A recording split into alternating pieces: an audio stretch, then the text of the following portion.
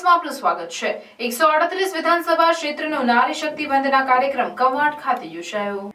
માનનીય વડાપ્રધાન નરેન્દ્ર મોદી બંગાળથી વર્ચ્યુઅલ ઉપસ્થિતિ અને માનનીય મુખ્યમંત્રી ભૂપેન્દ્રભાઈ પટેલની પ્રેરક ઉપસ્થિતિમાં પાટણ ખાતે નારી શક્તિ વંદના કાર્યક્રમ યોજાયો। છોટાઉદેપુર જિલ્લાના કવાંટ એપીએમસી ખાતે વિકસિત ભારત વિકસિત ગુજરાત અંતર્ગત નારી શક્તિ વંદના કાર્યક્રમ યોજાયો। નારી શક્તિ વંદના કાર્યક્રમમાં માનનીય સાંસદ ગીતાબેન રાઠવાની અધ્યક્ષસ્થાને કાર્યક્રમ યોજાયો। તેમણે તેમના પ્રવચનમાં જણાવ્યું કે વિધાનસભા મત વિસ્તાર 138માં કુલ 108 જૂથોને 51 લાખ કરતાં વધુ સહાય વિતરણ કરવામાં આવી। રાષ્ટ્રીય ગ્રામીણ આજીવિકા મિશન અંતર્ગત જિલ્લાના સ્વ-સહાય જૂથ અને સખી મંડળો આત્મનિર્ભર બન્યા છે। વધુમાં તેમણે જણાવ્યું કે મહિલાઓનું ઘર ગામ સમાજમાં યોગદાન પ્રશંસનીય છે।